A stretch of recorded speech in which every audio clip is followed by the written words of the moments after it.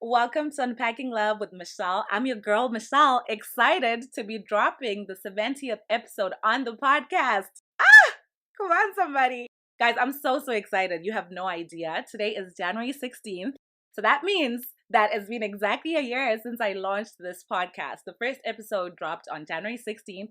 2022, and it's been a whole year, and I cannot explain or express how excited I am to be doing the 70th episode, to be here a year later. I've definitely learned a lot of things throughout the year, but this episode is not going to be about what I've learned throughout the year. I want to kick it off with some shout outs to the amazing guests I've had on the podcast. I have had 51 guests on the podcast to date, guys. So thank you so much to every single one of you who came on here. Some of you came here once, some of you came here twice. I'm just so grateful for you. Thank you for making my dream come true. You all have a very special place in my heart. So here goes.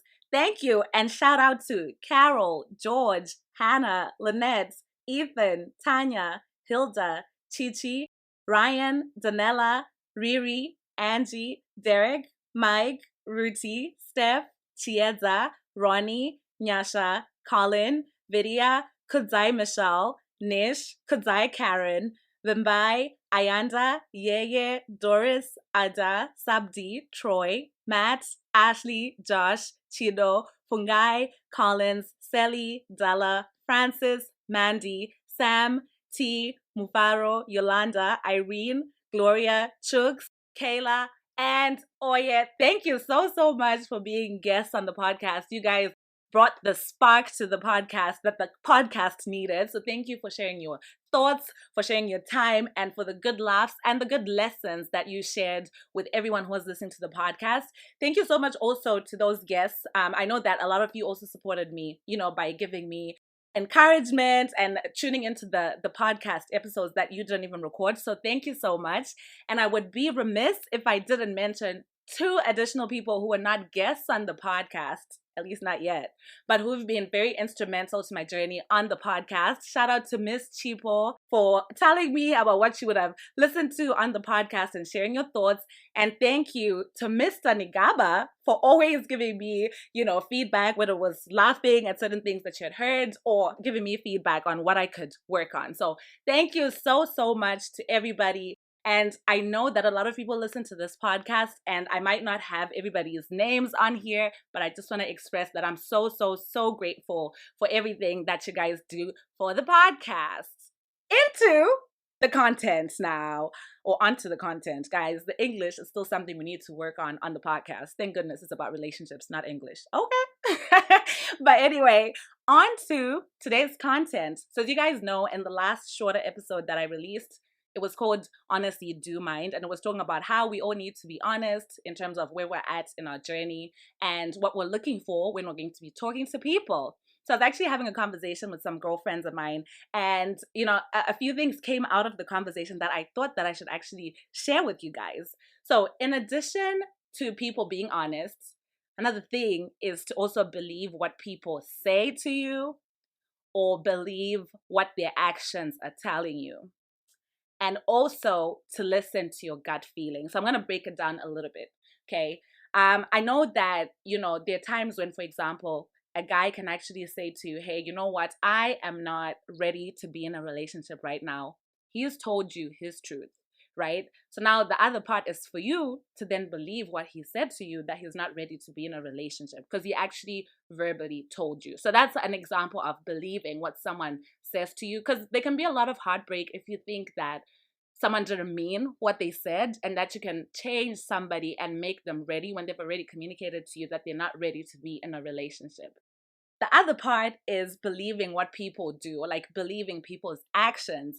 Now, there can be times when, a woman or man is telling you that, they do really love you, they do really care for you, but their actions are not showing that that's how they're actually feeling. So essentially there's a disconnect between what they're saying, which is I love you or I care for you, I want this to work, and their actions.